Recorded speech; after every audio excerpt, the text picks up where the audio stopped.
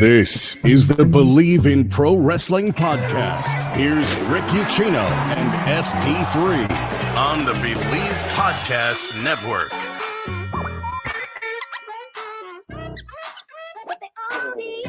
What is going on, everybody? Good Friday afternoon here on the Believe in Pro Wrestling YouTube channel, and good weekend, everybody who is listening on the podcast channel as well. We are available wherever podcasts are.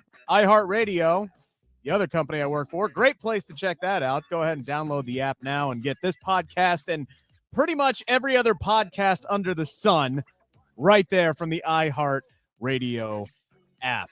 Rick Ucchino here as always. SP3 not joining us today, but it's all right. Get hyped. We got your girl Stephanie Hypes in the house. What up? Ready to pick 17 matches as it is a full-on pay-per-view weekend. Saturday, NXT No Mercy. Sunday, AEW WrestleDream. Yep. Oh, good gracious. I know both of these shows are going to rock, but 17 matches, Steph. Are you ready for a marathon Herculean effort this afternoon here on a Friday? It's going to be cray-cray, but I'm not as good looking as SP, but I'm going to try my best to fill in here. Come on. You're both runway models compared to me, so it's perfectly fine. Stop it. Stop it, Rick. I cut You're my hair a this handsome week, dude, and you know it. I cut my hair the this mustache. week. I hate it. It is the must. I've even gotten comments from like Baron Corbin before about the mustache. So that's what it is. But regardless, we are here. We are ready to break down all these matches. We're not going to waste much time. But first things first, got to thank our friends over at Bet Online. We would not be here without them. They are your number one place for all of your sports betting needs this NFL and college football season. Hey, the Bears suck. Maybe you want to bet on Denver, but hey, Denver sucks. Maybe you want to bet on Chicago, and maybe Seth Rollins won't hate football this weekend, and maybe he'll start accepting some hugs. I hate football season for him. Every weekend somewhere. I mean, look, the Bears are. I think you guys know my husband's a huge Bears fan, so he's like same. Like he actually didn't even watch last week. I mean, like that's how over it he is already. We're like 3 weeks in. Yeah, but at least you're playing the team that got 70 points dropped on him this past week. So, like, there's a hope. There's hope for you, Chicago. If they lose to them, I think Chicago just needs to just hang it up for the rest of the season. There might be another fire in Chicago if Bears lose Denver this weekend. Regardless, if you want to bet on that dumpster fire that is that game, Bet Online has all your odds, player information, matchups. It's all right there at your fingertips. I personally would bet a ton of money on the Bengals because the Tennessee Titans stink. So hopefully that's not the kiss of death there. I've said that like a bajillion times since I watched them just get housed by Cleveland this past weekend. That is the Tennessee Titans. So hopefully my Bengals can get the job done. Regardless, whatever you want to bet on, BetOnline's got it all for you there. BetOnline.ag is the website, or you can use your mobile device, smartphone, Samsung, whatever it is. Sign up today. Use our promo code BELIEVE, that is BLEAV, and get a 15% welcome bonus on your first deposit. I said 50% welcome bonus on your first deposit. Bet Online, where the game starts. And Stephanie, we will start. Just go in chronological order here. We'll start with NXT No Mercy. Okay. All right, we got a 7-match card because this bad boy got added to the pre-show. Thursday. It got added like right before the weekend here. Kalani Jordan going up against Blair Davenport. These two have been at each other's throats for a hot minute here. I've been a big fan of what Blair has been doing since she came over from NXT UK. Just one of many people who have flooded either NXT Raw or SmackDown. NXT UK may no longer be a thing, but its presence is felt throughout the entirety of WWE right now. Kalani Jordan is somebody who is on the way up, but I got a feeling she's going to get got on the pre-show this weekend. I'm taking Blair Davenport. I'm taking Blair Davenport. To your point, she's been absolutely impressive. There are so many women and men that came from NXT UK. They're taking over NXT and main roster. I mean, couldn't be more proud of them. I'm so happy for them. But Blair Davenport has definitely been super impressive. I'm actually very excited for it. I'm happy for Kalani Jordan too. To your point, she's an up and comer. She's gonna take the L here, but at least she gets some time to shine, some time on the stage, if you will. And I don't know, this is her time. This is her chance to prove some things. So I'm excited for this one. I think again, Blair will take the W. Yeah, I'm just excited this match got added because I was fully prepared to come on this show today, as I typically do, and bitch about the number of women's matches that we have this weekend. So while 3 out of 17 is not a great percentage, it's better than 2 out of 16. Correct. We'll get there. We'll get there. Progress. We'll get there. There's at least quality over quantity type situation with the other 2 matches that we have set up for sure. Yes. But yeah, to your point about NXT UK, this is something I actually talked about with Ilya Dragunov this week, which that interview, by the way, is now live up on CagesideSeats.com, or you can check out my pinned tweet at go watch it. Well, it's just this one is just written only, just written only. So read it. Go read it. Go read it. Go read it. Tomorrow, though. No, not tomorrow. Hang on. Tomorrow's when I'm doing it. Sunday on this channel, I will be dropping an interview with Julia Hart. So ahead of her big matchup against Chris Statlander. She is a fucking star, man. Oh, I wholeheartedly agree. I was very surprised when they actually said, yeah, we got time for her this weekend if you want her. And I'm like, is that a fucking question? Anyway, we'll get. Yeah. Sure. Yeah. Let's go. I'll take time out on a Saturday afternoon. I don't give a fuck. Anyway, let's move on here. We'll get to Julia's match coming up here later when we get to WrestleDream. Let's talk about the North American title match. This is one that was going to look completely different just a few days ago here, Stephanie, about a week ago. Correct. It was going to be Dominic Mysterio defending against Mustafa Ali. Much to the chagrin of NXT higher-ups, Mustafa Ali no longer with the company. He was one of the several talents that were let go. Do you believe that? Do you believe NXT higher-ups truly didn't know? Yes, I do. Wow. I work in the communication industry, Stephanie, and you would be surprised how often things are not communicated. So, yeah, when you have a company with a lot of chiefs under a lot of different TPs, yeah, some things don't get told to certain people. I 100% believe. I get not wanting to tell everybody, right? Because they're cuts, right? But when you're considering cutting somebody that you have long-term creative plans for, you might want to tell the head of that not even brand. long-term, like literally a week. They said through 2024 they had plans for Ali, apparently. Oh, well, not just the match this weekend, but through 2024, they had a long-term plan and storyline for Ali, and nobody said a thing to them that this man was going to be gone. Yeah, and I'm like, I'd be pretty pissed. Yeah, if I were them. Regardless, they had to call him Trick Williams, though. Yes, they had Trick's to call in the position. He's been doing great by himself without Mello, so I'm actually kind of excited to see him in this position. And Dom has that heel heat, man. He has that heel heat.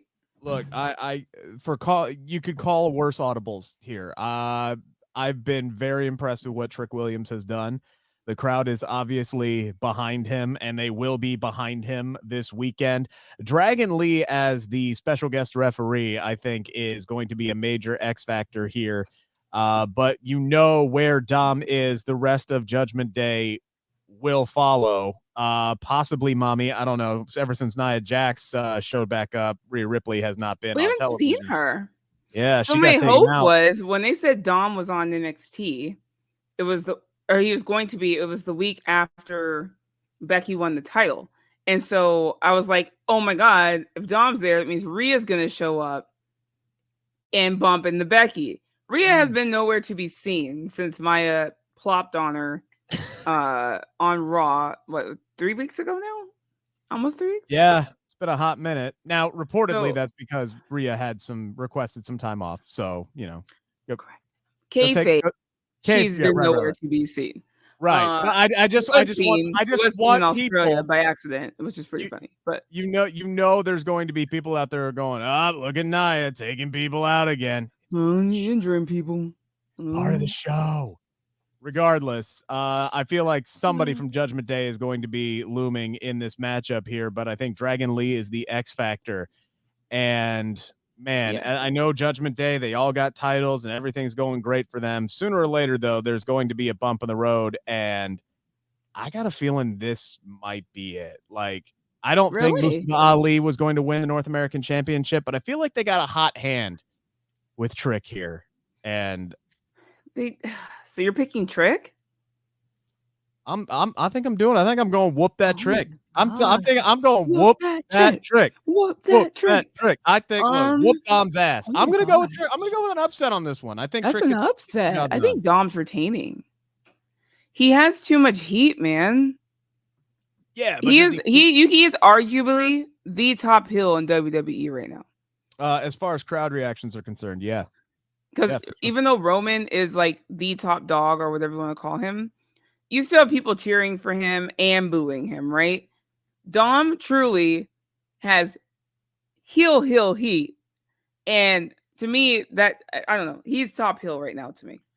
Judgment Day has such an interesting dynamic because nobody can stand anybody in that group except for Rhea, who is like massively over, and everybody cheers her, which is part of the reason why Dom gets such loud crowd reactions, is because it's like, no, that's our mommy. You get away from her. That's our mommy. Yeah, that's like, stop it. Go away. Wash your hair. So literally chasing after her. It's kind of hilarious.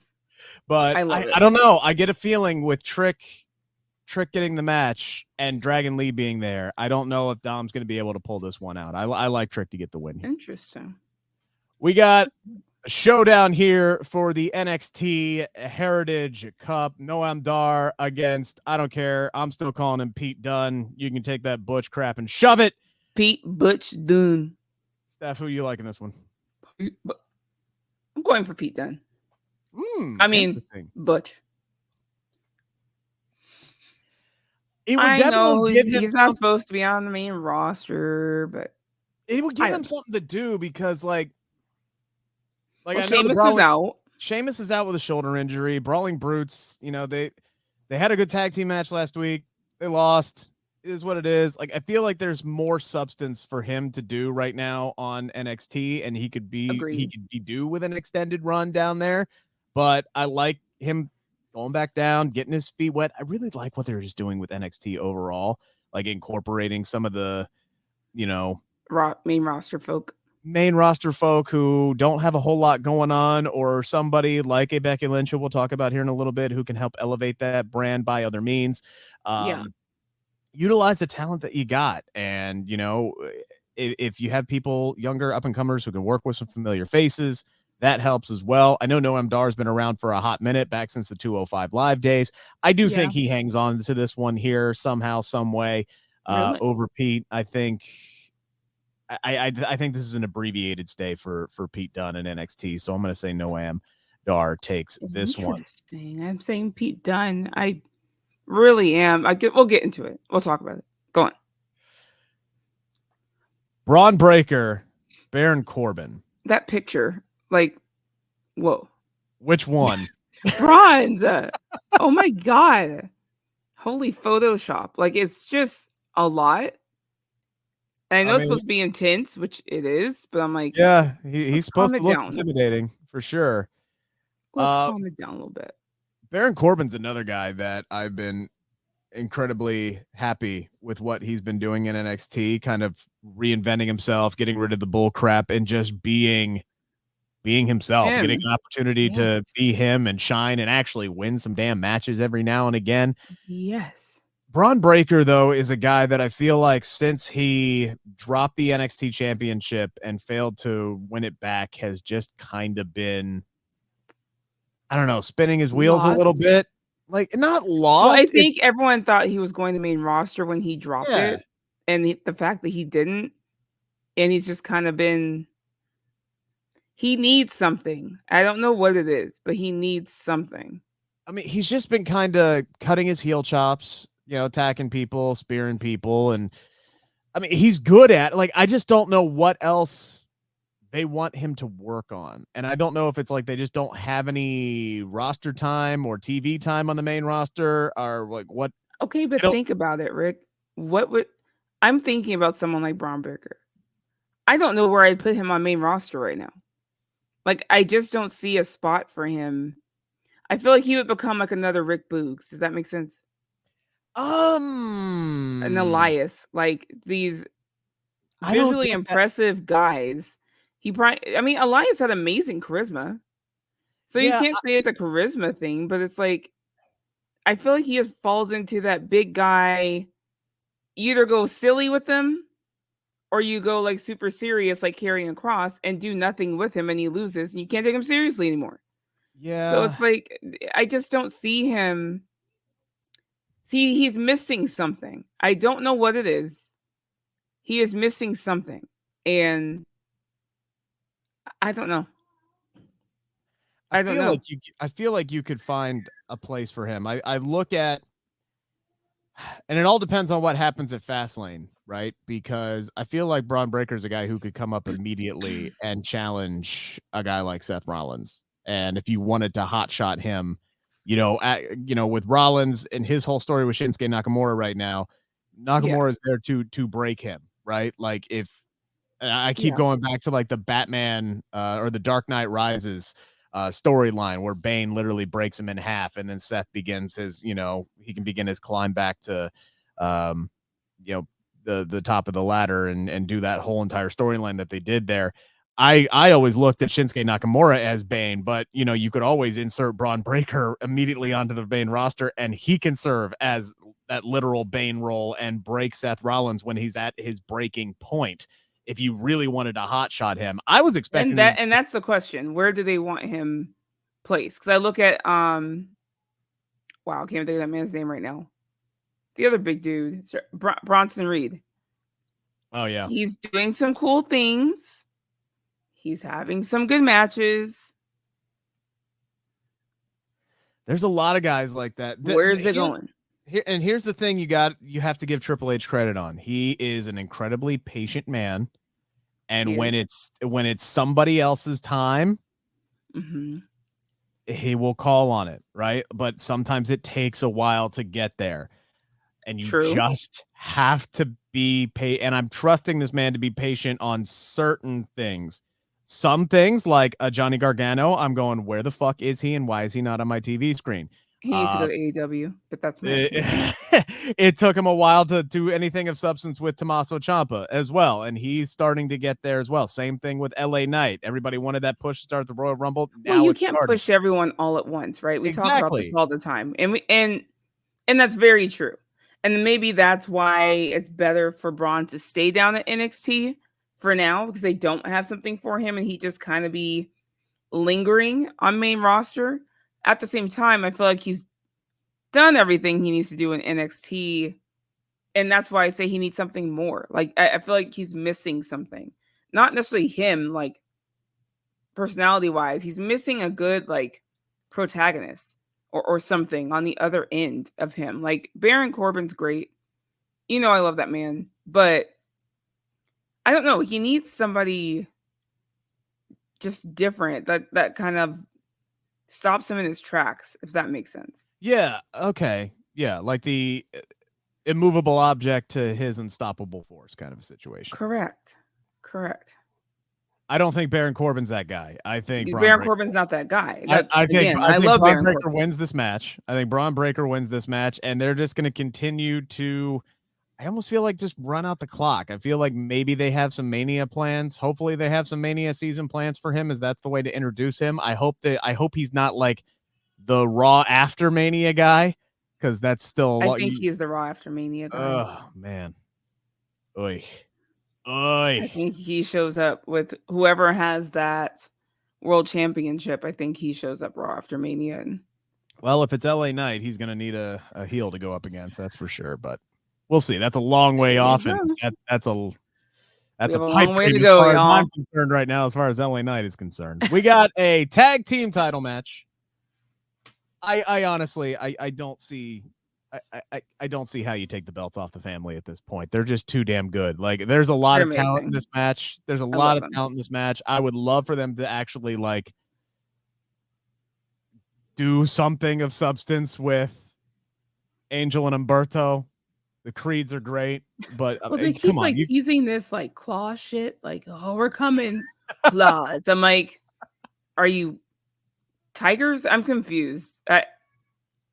They're in this match, so good for them, and I love both of them, so I'm excited to see what comes of this. But to your point, don't take the belts off the family. Like, they're just amazing. I love them, and those belts need to stay on them, in my opinion.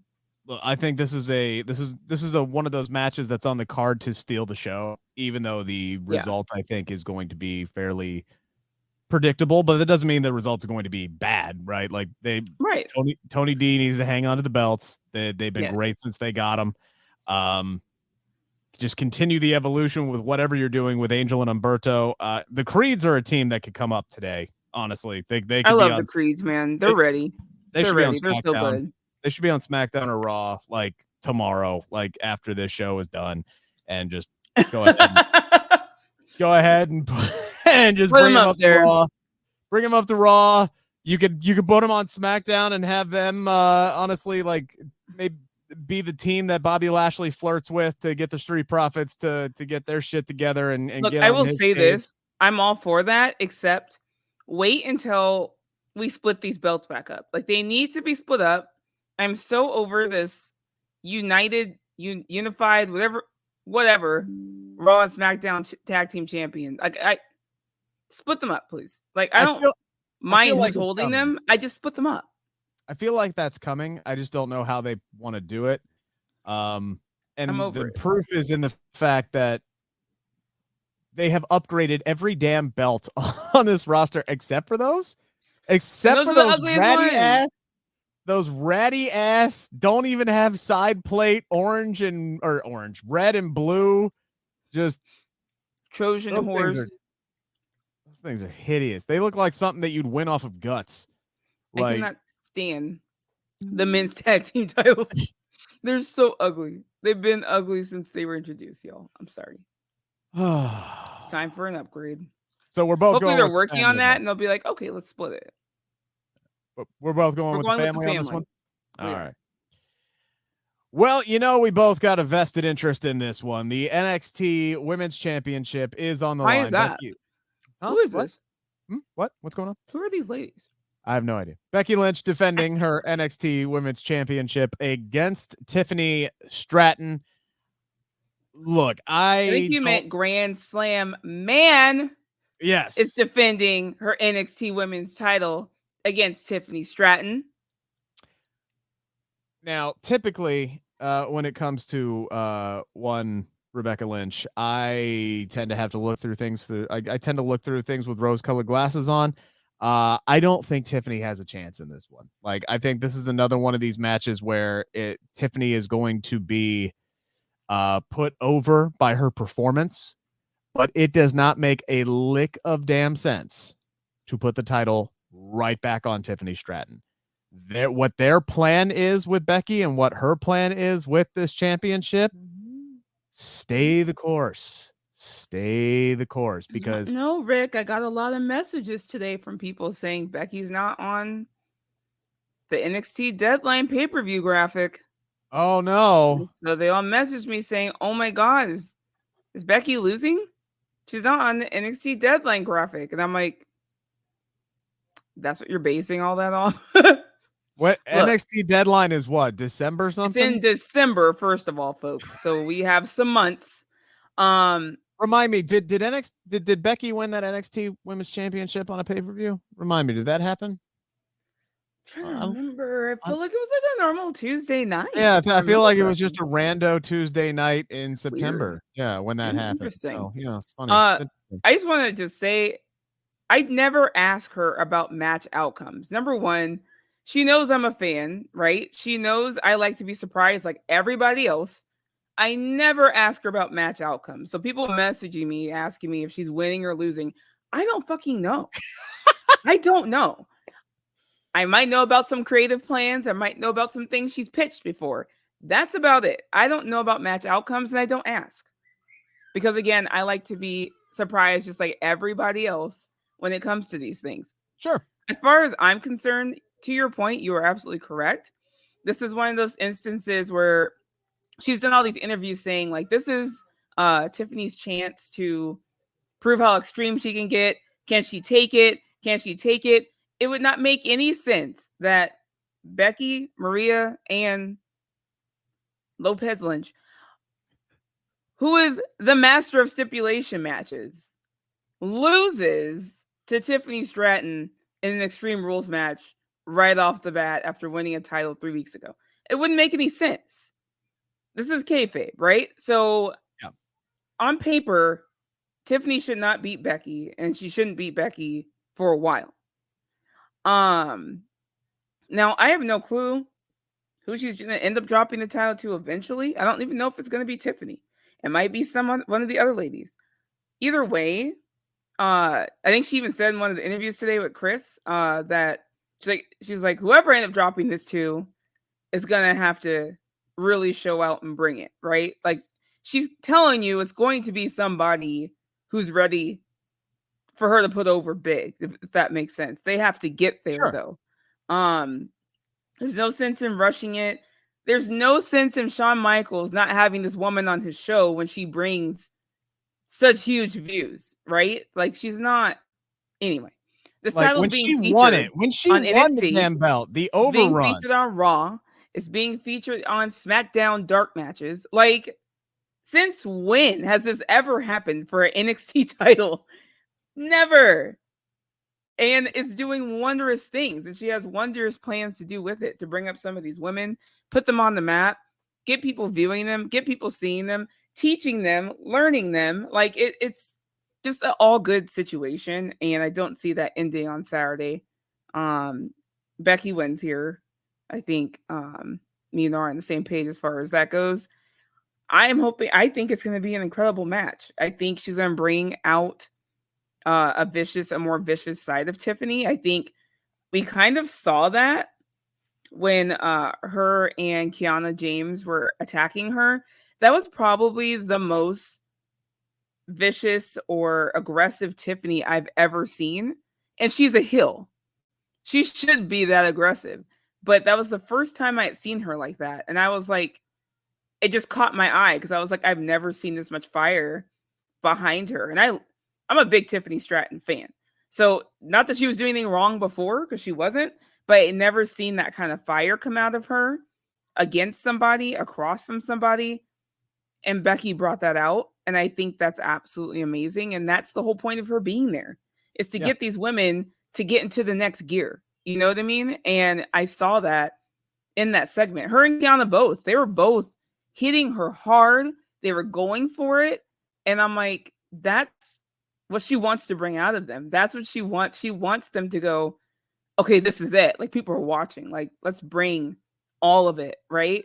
Right. And to your point, bringing or helping Tiffany become a more layered performer, right? Like, and not just continuously playing the hits and staying in her lane, which she's great at, but realizing there are times and where a certain story is going to call for you to be more vicious, to step up and be more aggressive. And, you know, it's all about, if anybody is all about the story and driving the story and telling a great story, both in and outside of the ring, it is this woman right here, which is why she is invaluable to have on NXT. And why it wouldn't make no sense for everything that you just said.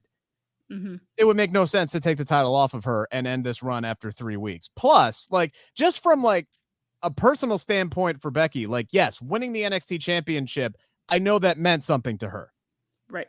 Let's have the actual run actually mean something and not just be, oh, hey, you won it. And okay, now give it back. And that is the difference between her and some of the other women champions that have gone back there. We won't name any names. No, but like, I mean, she's always been about this, right? She's just saying it out loud more. She's like, yeah, you know, I validated myself a bit by winning this title. Absolutely. It meant a lot to her to go back there and actually do that. However, her main goal was not checking the box, and she said that. Her main goal is to go back there and provide some value to these women coming up. She wants to see the future. She wants to wrestle the future. She wants to teach them whatever knowledge she can while she can. And I think that's amazing. That's an amazing value that you can't put a price on. And you can tell already the differences, like just in her and Tiffany's match and watching her coach her through that match. I know you caught it, Rick, because you look for the same things I do. And I think one that stood out was, them laying out, and the crowd's chanting, "This is awesome." And Tiffany gets up real quick to hit Becky on the head. And Becky's like, you see her say, no. And then Tiffany goes for it again. And she's like, lay down. And Tiffany lays down. And it's one of those things where you have to learn pacing and letting the crowd react to things and letting it breathe. And that's something I think she learned just in that match. She might have already known that. She might have already have been told that. But to be in the moment and have someone coach you and say, not now, right? And I think that's amazing. I think that's so cool. And Tiffany even spoke to it, I think, in an interview, saying that she has been learning a lot, and there's been a lot of light. I think Sean said it on the call today. There's been a lot of light bulb moments for Tiffany, just working with Becky. The other thing that we haven't mentioned, also, by the way, and the fact that with this match in particular, the result kind of already got spoiled on Raw this week, because they're not going to start something with Becky and Tegan that they're not going to be able to follow up on the next Monday with if Becky's going to lose on Saturday. I mean, they could. But the whole thing is the whole story that they have with Tegan, right? The whole story they have with Tegan is, Becky wants to give her opportunity. She can't give her opportunity if she doesn't have the championship, unless they're just gonna again. None of this makes any sense to stop what they're doing with Becky. It doesn't. I don't think anyone expects Tiffany to win on Saturday, unless there's some shenanigans. Sure. Well, it's an Extreme Rules match, right? So there's no DQ, right? Which is a way to, I think, to protect Tiffany. Because Kiana James might come in and try and help, but then Lyra might come out and help Becky, and that will take Kiana out. I mean, cute is it, Becky's going to win. She's going to retain. Done. How cute is it, by the way, that Becky actually has like a friend, like an actual friend? No, I had to literally be like, let's remember, don't trust anybody. And I was like, oh, it's okay. She's Irish. I'm like, okay, like the Irish haven't backstabbed people before. What's really going on? Don't trust your Bex. Don't do it. By the way, I'm just throwing this out there. And SP3 actually talked me into this one. I'm really, really, really, really, really hoping that the person who beats Becky for that title is somebody who just signed this week. If you know what I'm saying. Do you think she's going to debut on NXT though? Because this is where I'm going with unless there's some shenanigans on Saturday. But I don't think, if I'm them, this is me. I haven't really talked about this since we found out she signed. Right. If it's me, I debut her in Rumble. That's when people would expect her anyway. Mm-hmm. I still think it would be a spectacle. Have her show up at Rumble. Even after Rumble, if you really want her in NXT, she can still show up in NXT. She had said something in the interview about, I'm here to let everyone know I'm on the map. And I wouldn't be surprised if Jade ends up showing up on every single show for a little while until people realize what she's going after or who. Does that make sense? Yeah. I get the feeling, I get the sense that she's going to get put on the main roster because she is such a huge attraction and she's already a star. And, look, I talked about Triple H and his patience, but he's got to be salivating to put her on either Raw or SmackDown because, and I've talked with Athena about this when it comes to Jade Cargill.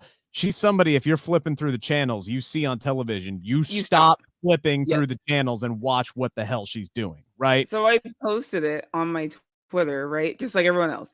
Jade Cargill, all the stuff. My mom checks my goes on my timeline because she's just, you know how parents can be. Sure. And she literally texts me. She's like, "Oh my God, who's this woman that you posted?" And I'm like, "What are you talking about?" And she's like, "This woman with all these abs. Who is this?" And I'm like, Jade. And she's like, "Yeah." She's like, "Oh my God, she's stunning." Like that. She had never seen her before because my mom does not watch AEW. My mom only catches WWE every now and then. So she had zero clue who she is. But as soon as she saw her, she texts me right. "Who is that? Oh my God. Look at her abs are incredible. She is I'm like, "Mom, calm down. This is a woman crush over here. Fan yourself off, Calm it down." But to your point, because some people have said, "Oh, she shouldn't go to the main roster," because even though we're excited, a lot of casuals who only watch WWE aren't going to know who she is. But I'm like, that's true. But when you see this woman, you very quickly want to know who she is. You're going to go look it up. You're going to keep watching for her. She looks like a real life superhero. Truly.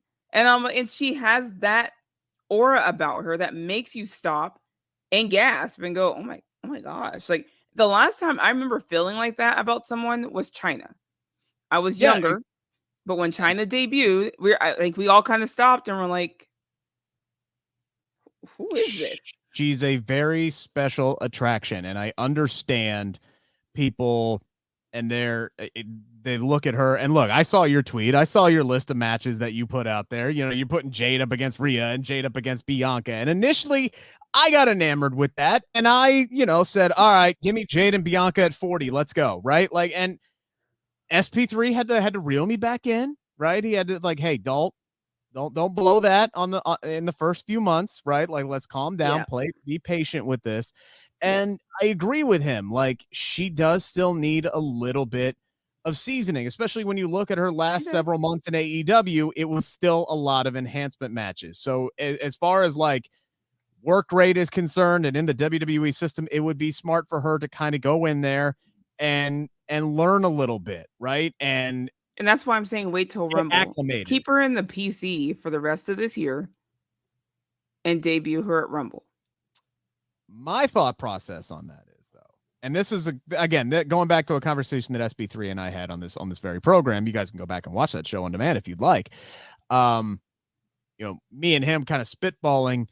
The plan that I would go with is Jade actually debuts this Saturday after Becky beats Tiffany. Jade comes out. We get the stare down. And, just kind of not that Jade's next, but it's a foreshadowing, right? Yep. And then you can slowly sprinkle Jade. Yeah, exactly. You can slowly sprinkle in Jade and have her start working her way up the NXT card to get the shot at Becky. And whether it's at Deadline or whether it's at another, big Tuesday event, whatever, you can always add somebody to the graphic, people. But I would have it be... You can add people to graphics? Yes. I would add Becky and Jade at Deadline. I would have Jade win that match and win the NXT Women's Championship.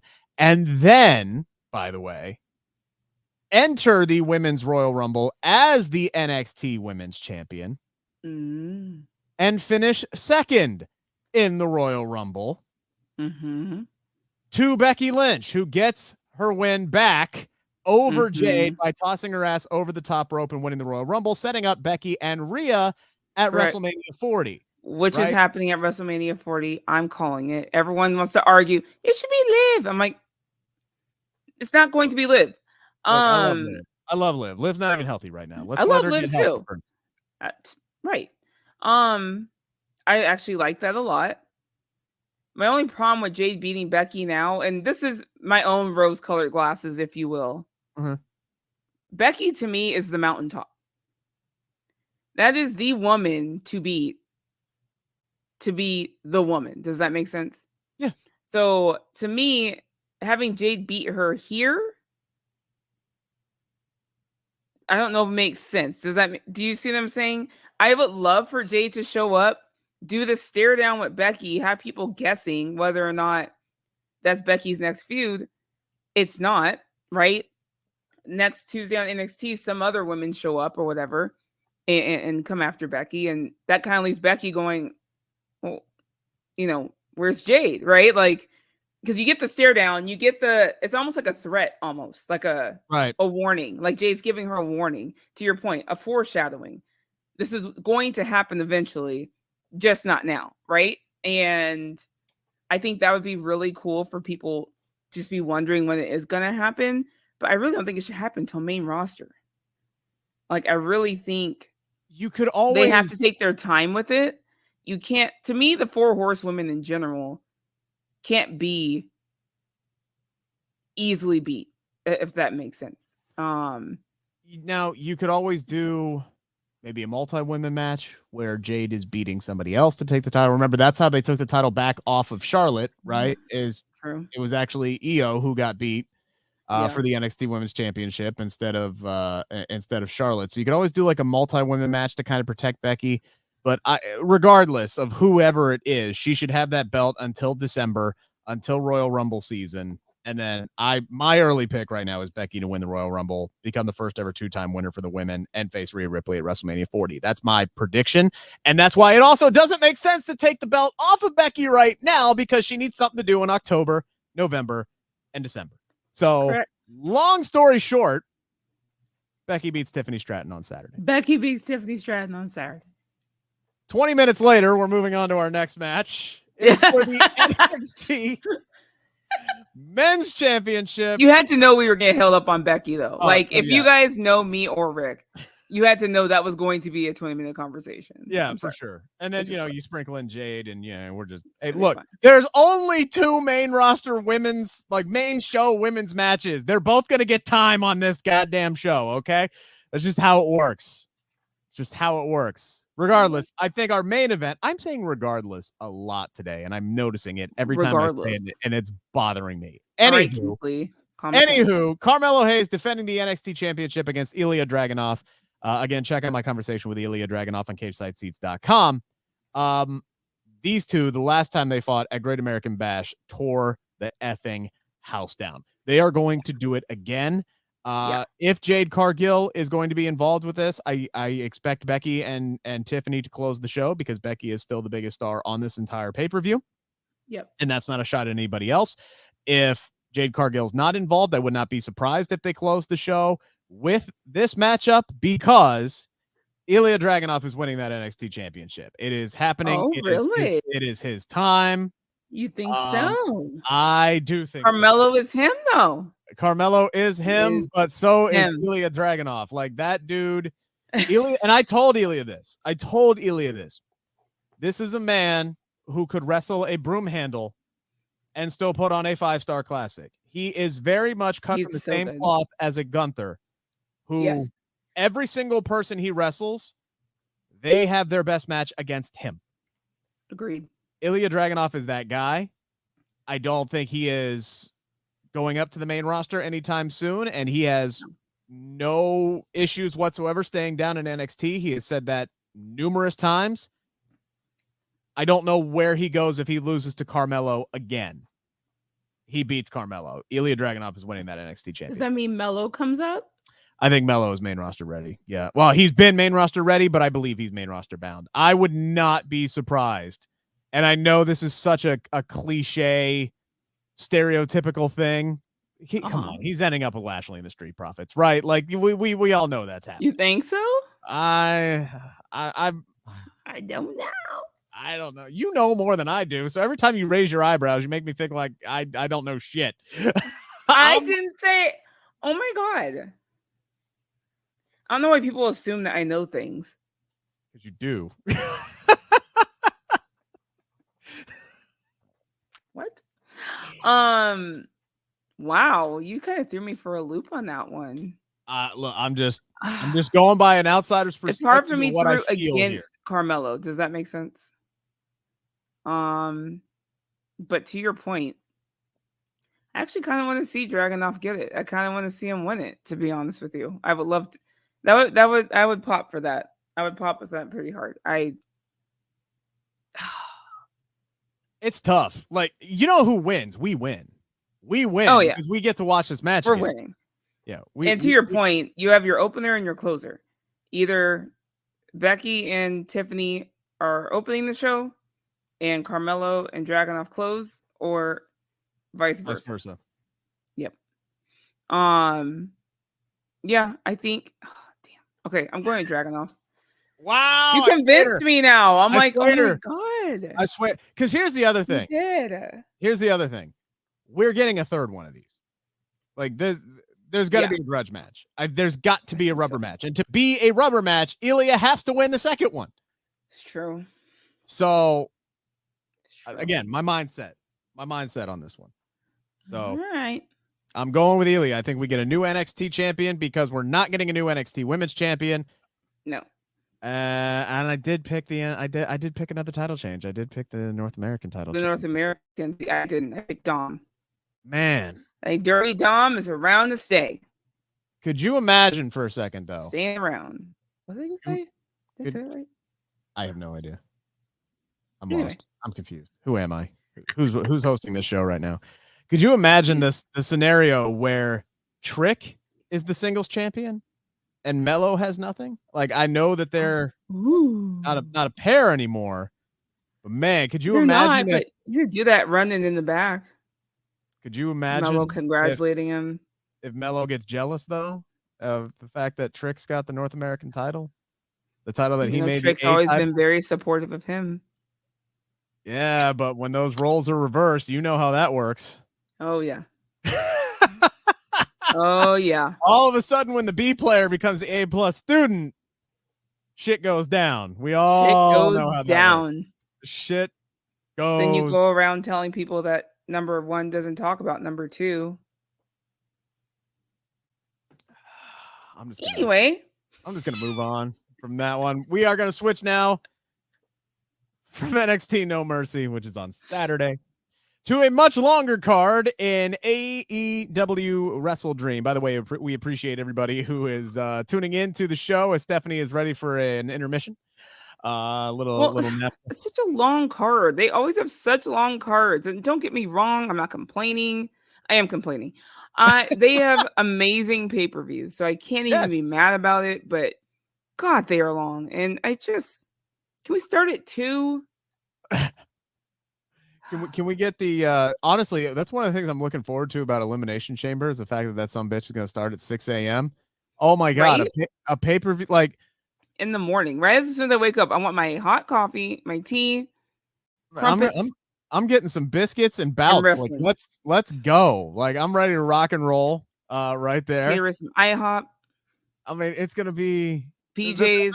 That sucker's going to be over by 10 a.m. I got the whole rest of my day to do whatever I need. Like, I'm going to be in PJs, drinking coffee, actually watching wrestling with my kids. Like, I could actually have them watch something, right? I mean, they were only both named after wrestlers, for crying out loud. Anywho, I digress. We appreciate everybody who's tuned in on the video here. Give us a thumbs up, by the way, if you like what you've heard so far. And, that really helps drive up our audience. Just that little click, just a little engage with us in some way, shape, or form. By the way, go ahead and hit up the comment chat it up. Put your predictions in there as well. And let us know who you think is going to be walking away with some championships and some championship opportunities and win some grudge matches and all that good stuff.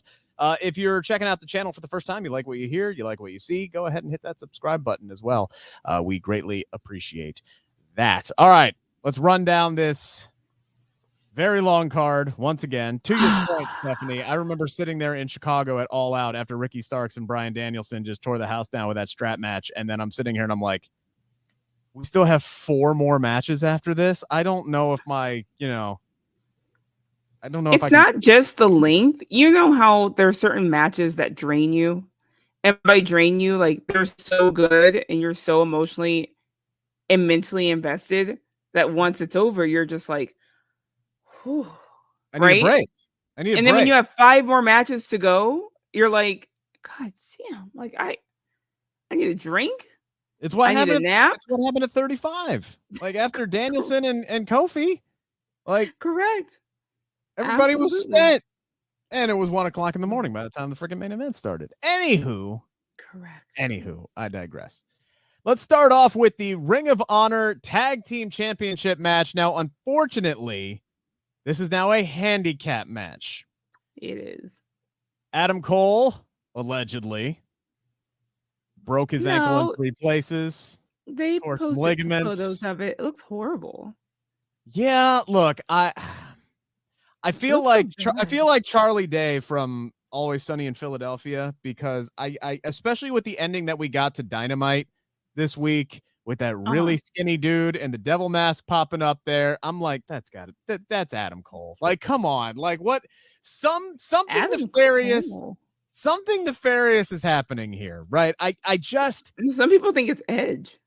Some people think it's Edge. I don't know if he's showing up. I'm sorry, Adam Copeland. Yeah, right. Well, it physically could not be him. His contract doesn't expire till Saturday. So his first actual time being in AEW would not be until Sunday. So they would have been a stand-in on Wednesday. But regardless, there's that word again. God damn it. Anyway. Regardless, yes. Today's word of the day brought to you by the letter R. Every time he says regardless, take a shot. Just kidding. Oh, y'all be drunk off your asses by now. I can't. I don't know why. There's something in the pit of my stomach. I cannot trust the legitimacy of this Adam Cole injury. Like I feel like he hurt himself. I feel like he hurt himself, but I feel like the severity of the injury is being lied to us. It's a work. And I even know Sean Rossap reported yesterday from Fightful that he is due for surgery.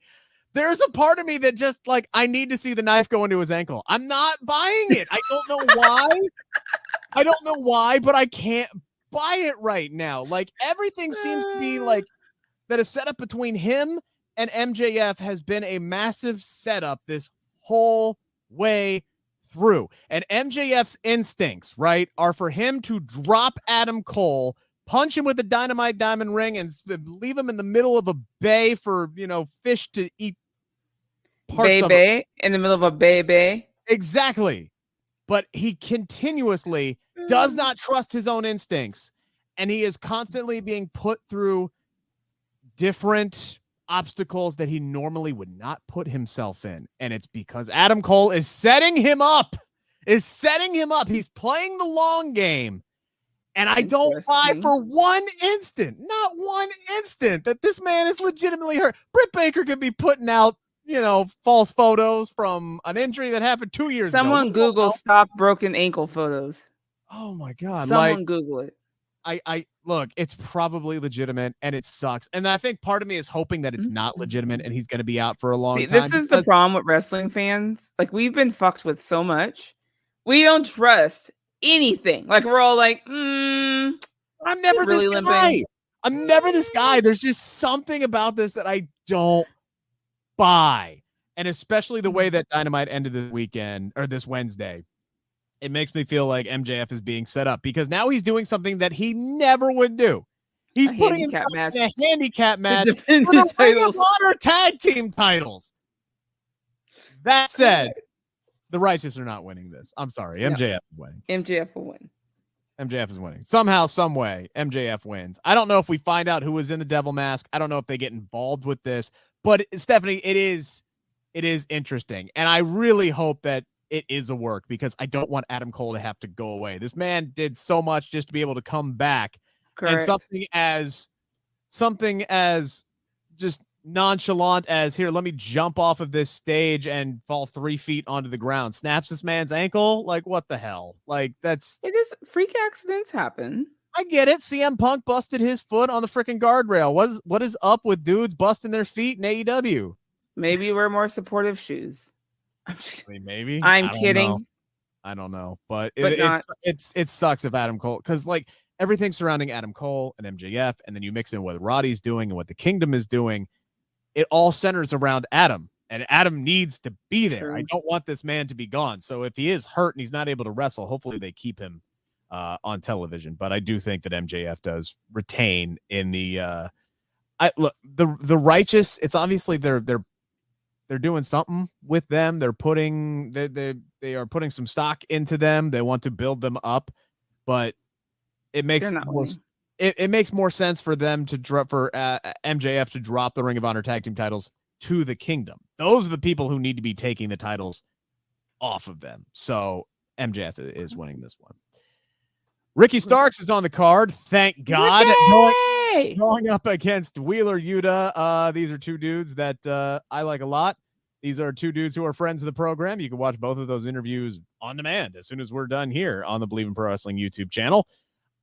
This is Ricky Starks all day, every day, twice on Sunday. Wheeler Yuta is the bitch boy of the Blackpool Combat Club, and I say that with love, but he's the guy who always loses, and he's going to lose here. Ricky needs a big win. After losing to Danielson in both the strap match and the Texas Death match, Ricky needs a win. He gets it in Seattle. He beats Wheeler Yuta.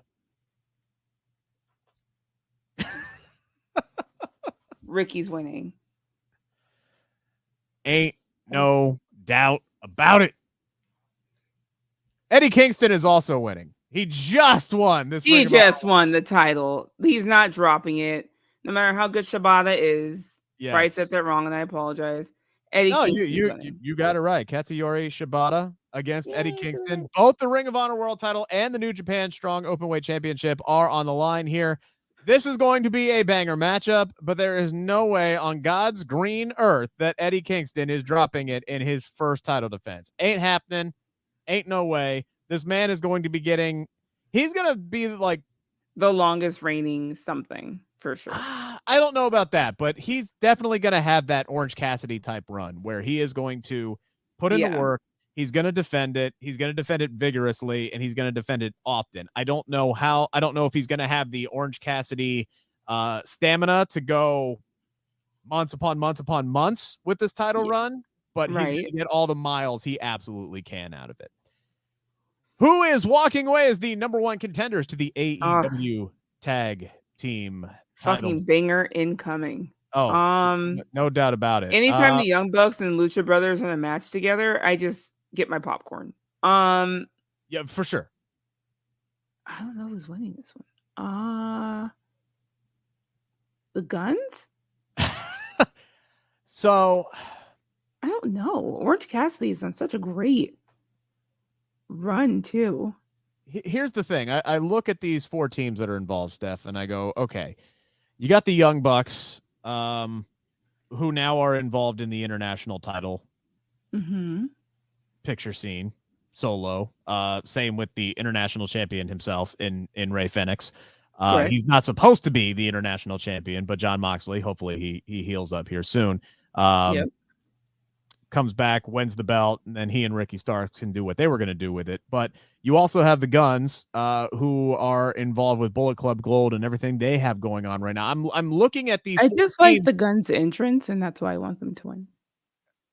Fair, totally fair. And they have been mixing it up with FTR, right, on Collision. But I'm looking at these three teams, and I'm going, okay, who doesn't have like literally anything going on right now? It's Orange Cassidy and it's Hook. It's Orange Cassidy and Hook. They need something. I think the crowd would pop for it. They're both fan favorites, so I wouldn't be shocked, but I'm going for the Guns. I'm saying the Guns. I'm going to say Young Bucks because I don't think Tony Khan can, he wants to do Young Bucks and FTR again. Because why wouldn't you? But you could set this up, but the Young Bucks have done this enough. Let some of these other teams do it. Like Orange Cassidy and Hook are really random, but I don't know. I think the fans would like it. I think the Guns are going to be too. I think the Guns are going to be too involved with whatever's going on with Jay White and these hooded figures and the Devil figure. So you got Bullet Club Gold who's tied up. Rey Fenix is the international champion. I don't see them, doing Lucha Bros and FTR and setting it up there. So it's going to come down to the Young Bucks and it's going to come down to Orange Cassidy and Hook. My gut tells me that the Young Bucks win it, even though my heart says it should be Orange Cassidy and Hook because Orange Cassidy and Hook are amazing. I'll go fan favorites, Orange Cassidy and Hook. I'm going to go with my gut and my brain and say that the Young Bucks. Are you writing these down so we can see who has the most right? Shit. Maybe I should start. I'm just kidding.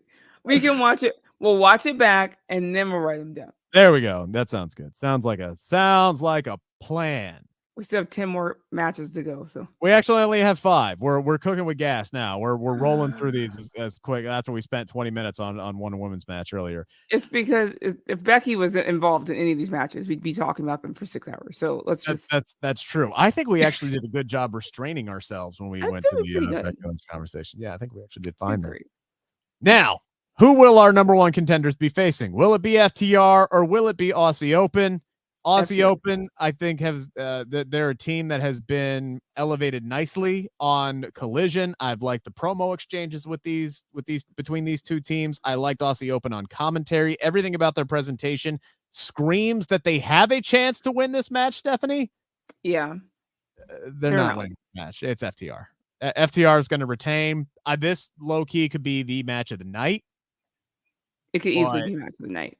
If not, I don't even mean low key. Like it's gonna be, look, FTR is the best tag team on the planet right now. Yeah. Aussie Open's great. I would be genuinely stunned. If FTR drops. Especially if the Young Bucks win earlier in the night, like if they do the number 1 contenders match before the tag team title match and the Young Bucks win it. Yeah. Go on Bet Online and put all the money down. Put your house down that FTR is winning this damn match.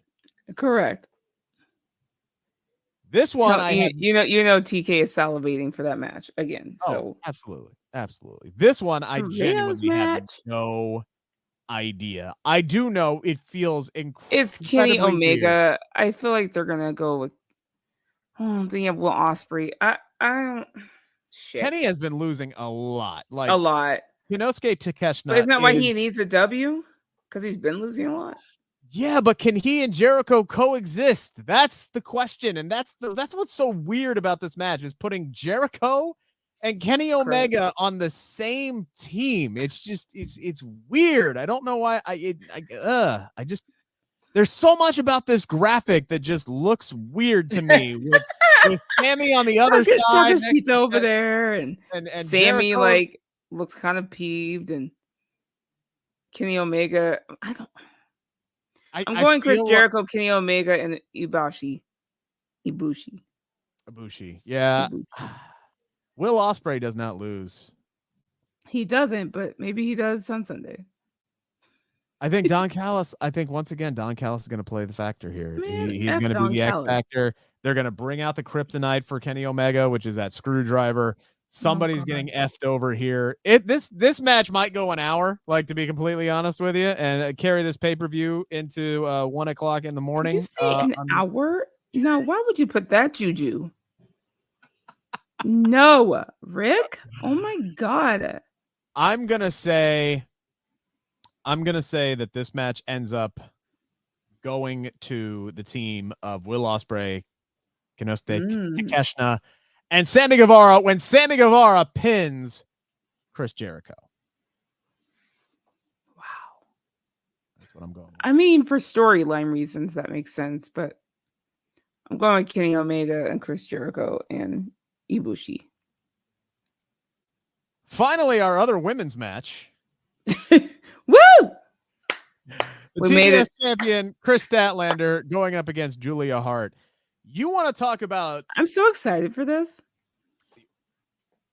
Here's your low-key match of the weekend, okay? Like, in all seriousness. Like, Chris Statlander, when she came back, busted onto the scene like gangbusters after her injury. She beats Jade Cargill in the fashion that she did. She ends up wrestling 5 matches in like 8 days.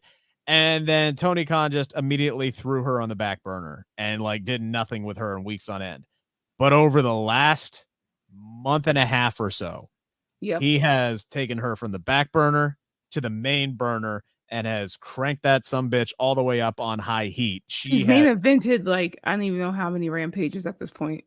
I mean, rampages and collision. I mean, there's the match that she had on pay-per-view with Ruby. And then she comes back and she's able to beat Jade Cargill clean, which I give Jade Cargill a ton of credit. She did not need to come back and put over Statlander the way that she did. But I love that she did that, dude. That says a lot about Jade Cargill, and that was a ton of points in my book because that was an asterisk that was hanging over Chris Statlander that is not there anymore. And I thought it was very weird when that match was announced for Rampage, and it all makes sense now, like why it went down the way that it went down. But good on Jade Cargill for doing that. And then Statlander beats her and Britt Baker. She beats Britt Baker in Pennsylvania, which is not easy to do, right? Brittle, what do they call it? Brittlevania or something like that? Yeah, Brittlevania or Britsburg. Well, Britsburg. Britsburg is what they do, but yeah, I guess you could also do Brittlevania, but regardless. Damn it, I said it again, motherfucker. Regardless. The word of the day brought to you by the letter R. Take a shot, everybody. When you edit this, I just need you to pop up the word regardless every time you say it. Like it needs to pop up on the screen, like a flashing thing, like I don't have that. I don't have that kind of time. that's a lot. That's a lot of that word in particular. But on top of how Chris Statlander has just elevated over the last few weeks, and that goes with her performances as well, because now she's starting to get the storyline and the big wins, the marquee wins on top of that. But her in-ring work has been spectacular. They have been booking her. They've been booking her like this unstoppable force. Like it doesn't matter if it's like when she was in like those 6-women tag team matches, those trios matches, and like you had Britt and Sheeta who were arguing and beating each other up, and she's just like, screw it, I'm gonna go win this match by myself. And then she does it. Like I love the way that she's been booked. But you look at Julia Hart, who is an absolute freaking star, best entrance in AEW going right now, best presentation, and her in-ring work has grown exponentially. Like this girl has gone from 19-year-old. She's like 20. Isn't it 20 something? Like 23, she's like 21. 24? I think she's only 21. Wow. She's so good at such a young age, and like looking at where she was 2 years ago, where she was just basically dancing around with Griff Garrison and Brian Pillman Jr. and now to this evolution, this transformation that she's undergone, and she has not lost a match in quite some time. I think it's like over 40 plus matches is whatever the number is. I forget what the number is. They've done a great job of building her character, building her credibility. I think this is kind of, for me, what has been missing in AEW is just a true build of a woman star. Britt Baker was probably the other one that I kind of felt that way about, where her character kind of developed over time. Julia is like night and day character change, but they've done a great job building her to that. How they got there, like how we got here, in her character development, there's like a story behind it. There's a reason behind it. To your point, her in-ring work has vastly improved. And it just goes along, like the way she even moves in the ring goes along with her character now. And that's a great connection to make. If you can have your in-ring work match your kayfabe outside character, I think that is amazing. And she has one of the best looking moonsaults going for the women. To be honest, yeah, she like, call her Pennywise. She just hangs in the air. She floats before she like lands on. Like, it's incredible how her and Tiffany. Like Tiffany's moonsault though is still the prettiest moonsault I've ever seen in my life. I'm sorry. Her moonsault off. Give me a moonsault off between Tiffany and Julia Hart. Crisp. I love watching Tiffany's moonsaults, but Julia's to me is right there, close second. Nothing but great things to say about her. Is she winning this match? Her last loss came to Chris Statlander, which I think is a very underrated aspect of this story. Yeah. She has great momentum. I just don't think it's time yet. So I think Chris is going to retain in this match. I feel like Julia's chickens are going to come home to roost in this match because she has been doing the extracurricular activities to Sky Blue and, to Kiera Hogan and to Willow Nightingale. And I feel like I feel like it's going to be like a 2-on-1 type situation. Oh my God, here's what I want so bad, right? I want Chris Statlander to pull the Rhea Ripley and just get right in Brody's face on frickin' Sunday and just like not back away from him when he gets, tries to get involved and do that whole shield thing for Julia. But it's still going to cause a big enough distraction where Julia can kind of do the, peek around the corner and bat and throw the venom in her face, right? It's still going to be a 2-on-1 situation. I would not be surprised if maybe not all those ladies, but somebody that Julia has wronged within the last few weeks to get involved to kind of even up the odds and provide just a little bit of assistance that Chris needs and Chris retains. Like they're gonna do something to make her to keep Julia strong, if that makes sense. I hope to your that's point, the case. I think that might be it. I think you're right. I hope that's the case because they have done, as you said, a spectacular job of building her up, and they've all of a sudden, the women's division, they're still not getting the time that we want, but the quality of the character work. When you look at Britt's always been there. She's been great. I think Saraya's really starting to come into her own. She's trying to figure out this heel persona. And I know the Outcast wasn't everybody's cup of tea. And there were a lot of reasons why that didn't pan out the way that everybody. Tony Storm's character is fucking fun. Tony's the best thing in wrestling right Chin now. up, period. End of story. Tits out and watch for the shoe. Tony Storm is the best thing in wrestling right now. Period. End of story. I love her so much. It's really starting to come together with the AEW women's division, and Chris Statlander is right there from an in-ring standpoint. I feel like this women's division is ready to start cooking, especially if maybe if a Mercedes shows up. Just think about it this way. I was thinking about this way. If Mercedes shows up, whenever she shows up, the women are going to feel like they have to step their game up. She's going to overshadow them quite easily if they don't. And so to me, remember I told you we were talking about earlier, putting fire under your butt. Becky showing up, put a fire under Tiffany's ass, and all the other women in that locker room going, I gotta step my game up. A lot more people are watching me now, right? Not that they were doing bad before. I'm not saying that. Right. But there's something about when a certain person comes around and it just automatically the locker room's they get hype, right? They're like, all right, let's do this. Let's go, right? I do feel like if Mercedes shows up, she is that person to make that locker room go, let's show the fuck out. Let's show them what we got. A lot more people are watching because a lot more people will watch if Mercedes shows up. And I think they have to, get to the level. They have to get to the level. And they're doing, I think, a great job right now with characters. That's something they were missing before with some character work. And so I think they have done a great job honing in on that and focusing on building some characters now in the women's division. Yeah. I also think Mercedes is the one person that would show up and force Tony Khan's hand into actually booking more women's matches. The women. Yeah. I thought Saraya would be that girl. I thought Saraya would be that girl. But to your point, Sasha's gonna come with some demands. If you know what I mean, she is, as she should. So we'll see. And Saraya and Mercedes makes a ton of sense as well. Yes. I think Mercedes immediately comes in and wins the AEW Women's Championship, immediately. It would make sense. It only makes sense. 2 more matches to go here. Let's go with the hometown boy, Swerve Strickland, going up against Hangman Adam Page. You want to talk about spectacular? What a promo, man. Oh, what my goodness. Promo. I did not watch it live. I saw the clip on X. Oh my God. Incredible. Swerve Strickland. What they've done what Swerve has done since leaving or being released, I should say, from WWE. He's one of the ones, besides Tony Storm, he's one of the ones I feel like is truly thriving. And that promo between him and Hangman, that was great stuff, man. That was great stuff.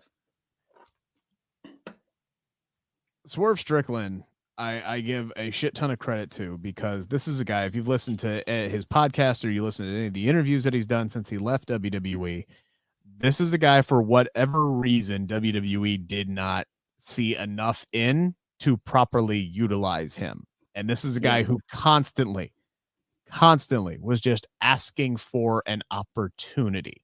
And he has finally gotten his opportunity in another company. Yep. And he has hit the ground running. And he is arguably the top heel especially now that MJF is playing babyface. He's Yeah. arguably the top heel in AEW right now, and I love what he's doing with Hangman Adam Page. Like, he's just that whole promo exchange, to your point, where he's talking about Hangman got his new contract, he got complacent, he got fat, he's been eating good, he's not motivated, and it's like he's just sitting here trying to, like, I don't even know why, like, he's just trying to awaken like this hibernating bear just to prove that he can take it down. Like, that's like the kind of attitude that he's got is like, I'm the He's fucking man around here. Now I need to get Hangman Adam Page back into shape so I can whoop his ass at top form. Like, that's basically like he's basically saying, I want the best you. Like, I want to take on the best you. I don't want to take on this slacker you. I want to take on the best you. And like, for a character to be like that and say that and have that kind of confidence to be like, I don't want, this lackadaisical, person. I want Hangman. I want the cowboy shit.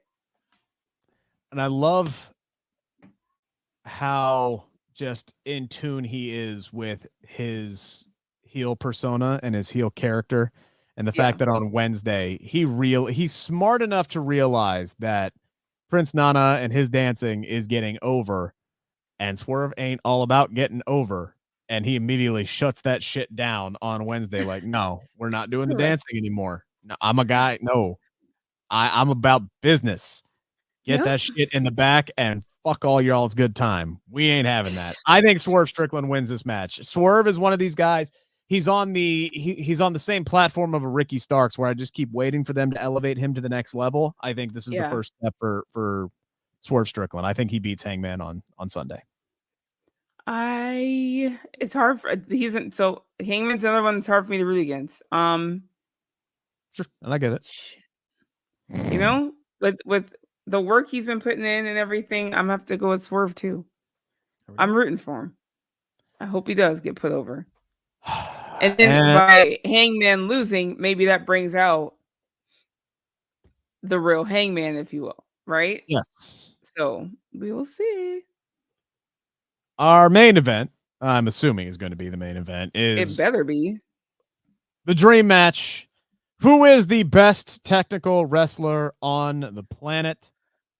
Good news, by the way, if you missed it, Bryan Danielson says he is 100%. He is ready to rock and roll for this matchup as he goes up against Zach Sabre Jr. I was a little concerned about that.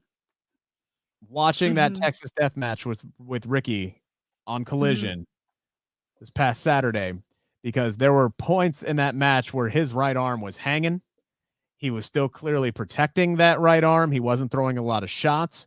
You had that moment in the match where he was trying to put in the label lock, and then Ricky is like very smoothly like crunching him with the chain, and he's like, "Here, take the damn chain so you can wrap it around my neck."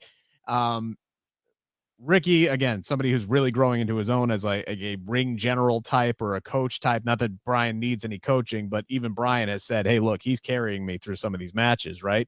Right. Those are his words, not mine. Right. So again, good on Ricky, but I was concerned with Bryan if he had come back too soon, if he had tweaked anything in these matches that he's had with Ricky.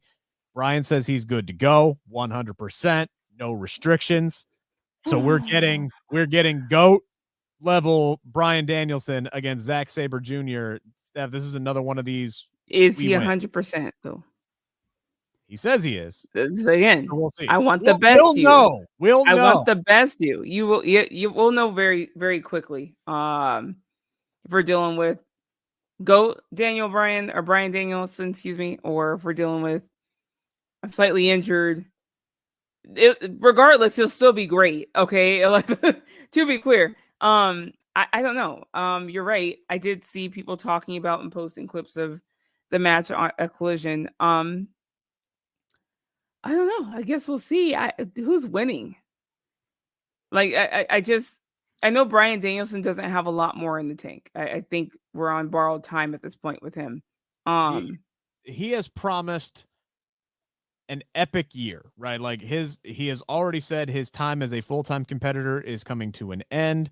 He wants to spend more time with his daughter. He has made a promise to her that he is going to, step away from in a full-time capacity by the time that she's 7. So we have a year left of the Dragon. It's the final countdown for Bryan Danielson. Mm-hmm. And he's starting it off in an epic way.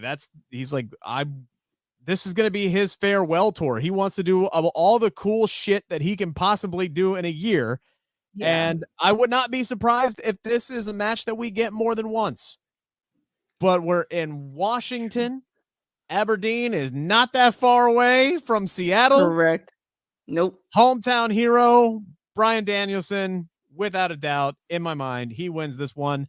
He beat Zach Sabre Jr. in what is going to be one of the best technical wrestling clinics that anybody could hope to watch. Yeah. I think Bryan Danielson's winning too. Again, praying that he is healthy and nothing goes wrong in this match. And then they end up calling it audible and having Sabre win, but I'm going with Bryan Danielson. I have so much trouble with that, you guys. I still want to call him Daniel Bryan, and I apologize. I mean, old habits. I do it all the time. It is what it is. I mean, sorry. I've done it.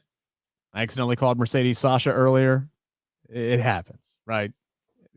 Sorry. The only thing that matters is y'all know who we're talking about. That's you know who we're talking about.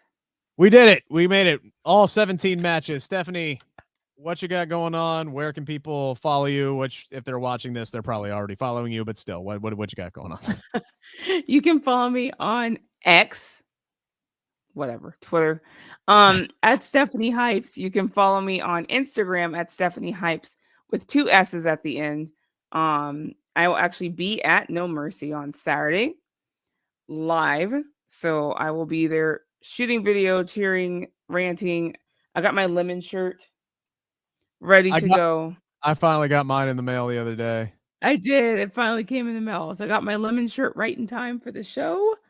So you will probably see me post a whole bunch of digital content over the weekend about that. And yeah, that's pretty much it. And then these wonderful appearances on different shows. This is my favorite one with my friend Rick. So thank you for having me. I appreciate you hopping on and doing this. And one of these days we'll get you on when it's like one pay-per-view and we can actually like really dive into like that about it. That one pay-per-view that we got going on. We might do a Fastlane prediction show next week, but that pay-per-view actually needs matches before we can do a prediction show. So let's let me pop off because like just cancel the pay-per-view. Just save it. Like just go to the Survivor Series. Like what? Like they just kind of threw this in like, oh, we need something between this time. But they have barely any. I'm like, what are we doing? We're pulling at AEW right now with 0 matches. There's 2 matches right now. It's Seth and Nakamura, and then John Cena and a handicap match against the Bloodline. Hopefully, LA Knight recovers from COVID to make that a tag team match. But 2 matches. We got 2.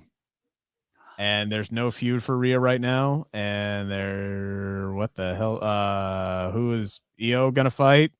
Is EO fighting Charlotte? Is it Charlotte? Maybe in a rematch? I mean, you can sign me up for that. You can sign me up for that. I know. I was like, I'm fine with it, but let's do something. Are we going to get a women's tag team title match? Doubt it. Although Isla and Alba showing up last Friday. Isla and Alba showing up last Friday gives me hope that they actually have plans for that women's tag team division, but we shall see. You can follow me on the X, the Twitter, the whatever the hell it's called, at Rick Ucchino, RickUcchino, for those who are listening on the podcast channel.